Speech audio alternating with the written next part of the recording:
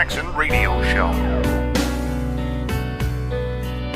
Greetings and salutations. You are tuning into the Kevin Jackson Radio Show, and my name is Brett Segal, the Disgruntled Millennial, broadcasting to you live from my safe space down here in northern Florida, where I'm always free from your bigotry, racism, microaggressions, hatred, sexism, and patriarchy. And we were just talking a little bit about feminism. We were talking about Donald Trump. We've been talking a little bit about the patriarchy. We've been talking about the LGBT movement. And how, for some reason, the L and the G and have made common cause with the T's, and for some reason they are together in the same camp when they actually shouldn't be together in the same camp. Being gay, you don't choose being gay, but being trans, you could choose whatever you want. You can be non-binary. You can be gender fluid. Today I'm a woman, tomorrow I'm a man. It's funny how leftism works, isn't it? Isn't it funny how leftism works? You could just will things into existence. You could will a penis into existence. But this is what intersectional feminism does to people. It creates all this cognitive dissonance, and it makes people crazy. It makes people go out there to scream at the sky, to dress up as genitalia. So they think they're trolling us, but they just look crazy.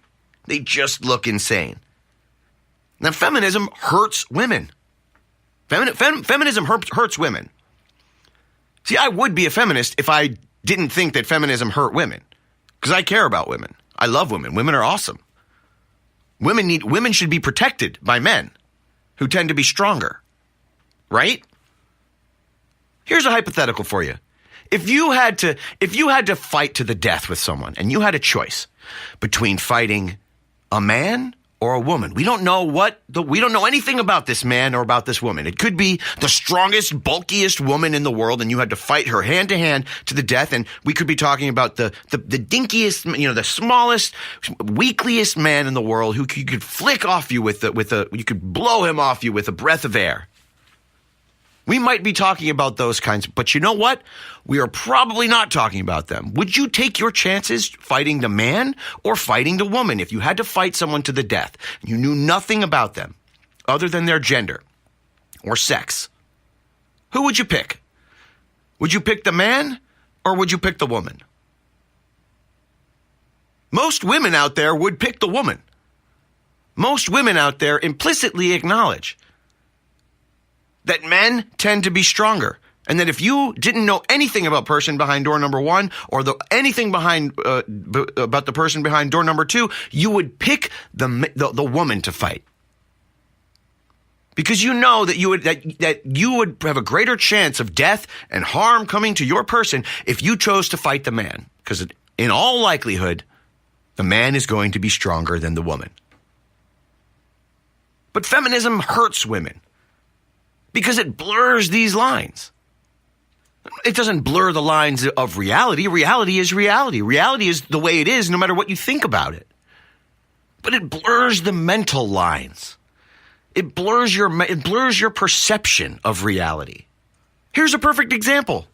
If men and women are absolutely equal in every way, shape, and form, why make a transition from man to woman? Why do you feel, as a trans person, why would you feel the need to transition over? According to feminism, according to your philosophy, you're already the same as a man. You're already the same as a woman. What need do you have to put on women's clothes or men's clothes? Aren't you just participating in the patriarchy? Aren't women's clothing just a white supremacist way for men to subjugate women? To have differences between the clothing of a man and the clothing of a woman? Women tend to be more ornamental. Don't women understand that by simply calling it patriarchy, by calling it feminism, they're actually negating the philosophy the philosophy of equality that they're trying to espouse? They're basically admitting that there is a manness. There is such thing as manness. There is such thing as womanness. And they are different. And ne'er shall the two meet other than consensually in bed, or I suppose, but men and women are different. We have different ambitions. We have different goals. We have different views on sex. We want different things out of life. Of course, there are anomalies and things like that, but Like a homosexual or a transgendered or a woman who wants to, drive a truck or a woman who wants to participate in waste management. You don't see many women in waste management. 99% of people who take out the trash, the people who take the waste that sprays out of you after taco night, it is mostly men who take that away. We don't see a lot of women calling for equality in the waste management business. Because that is a man thing to do. Men tend to do the dirty jobs. Men tend to do the jobs that women don't really want to do. We have feminists out there saying we don't have enough women CEOs, and that's an example of institutional sexism in society. Well, is it institutional sexism for there to be 99% male men in the waste management business? What's the matter? You don't like dealing with and handling feces? No, of course not. That's something they can do.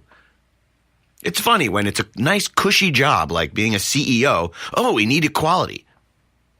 But when it comes to waste management, garbage men. No, the men can keep those jobs. When it comes to alimony and child support, men pay most of the alimony and child support.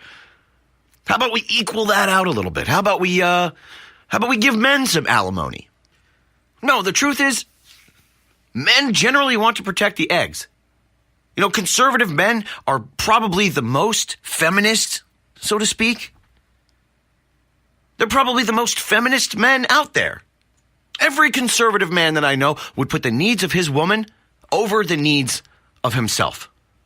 And feminism makes it impossible. Makes it almost impossible for men to do that. It makes it almost impossible for men to just be men. We hear all this stuff about toxic masculinity.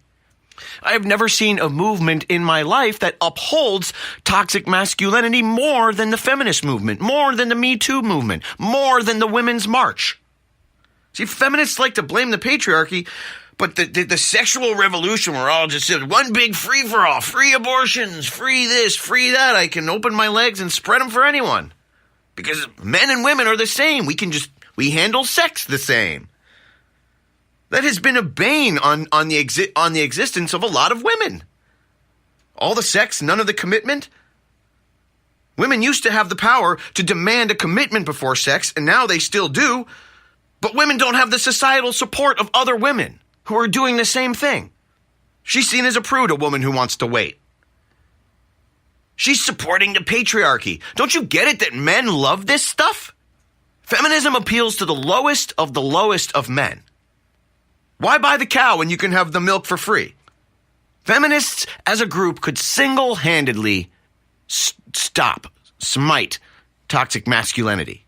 Because in a society where women have the right to choose with whom they want to have sex with and when, if feminists really wanted to make a difference, they could band together and just say no. And hold men to a higher standard before getting in bed with them. I'm serious. Feminists as a group could single-handedly smite this toxic masculinity that they keep groaning about. Feminists make it easier and easier for mean guys who just want to have sex with and objectify women to do just that.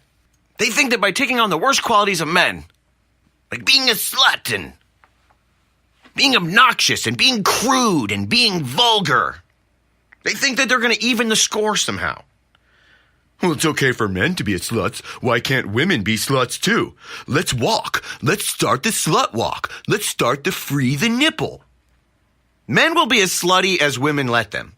Especially in a place like America where women get to choose. There are countries in the world where there are real patriarchies out there, where women don't get to choose with whom they have sex. But men and women are different. It's a numbers game. Men have billions and billions of sperm. Women have maybe a few hundred eggs in their whole lives. It's a numbers game. It's supply and demand. If you let men be sluts, they're going to be sluts. Women, you have the control. You have the control. And of course, don't get your panties in a bunch. I want to keep the government out of the bedroom, 100%, entirely out of the bedroom. As long as there are no children involved, you can do whatever you want as far as I'm concerned. It's your private time. You do whatever you want in your private time.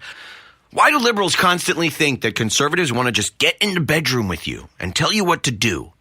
They think we want to tell you who to sleep with and who not to sleep with. You know what? I think I speak for most conservatives when I say, we don't care. Do whatever you want. You do you. All I ask is that you leave me out of it and don't make me pay for it. You are entitled to make whatever bad decisions you want in your life. You are entitled to ruin your body with hormones and with hormone replacement therapy and, promiscuous sex and tons of abortions and all this whatever. And you be a nasty woman if you want to, like Ashley Judd likes to say. Just leave me out of it. Don't try to make me pay for it. If you're going to be a strong, independent woman, then be strong, independent, and pay for it your damn self. Meanwhile, let's stop pretending that feminism is good for women. It's not. It's actually counterproductive for women. Kevin Jackson on the Black Sphere Radio Network. Do you owe back taxes to the IRS or state? The secret to avoiding the IRS nightmare is to seek professional representation. My friends at Security Tax Associates provide the most cost-effective and ethical representation in the industry while helping to avoid seizures, levies, and wage garnishments. Security Tax Associates is here to ensure that the appropriate steps are taken to permanently eliminate any possibility of future tax burdens once and for all. For a free, no-obligation consultation, contact Security Tax Associates, 844-779-4177. That's 844-779-4177. 844-779-4177. Or visit them at securitytaxassociates.com.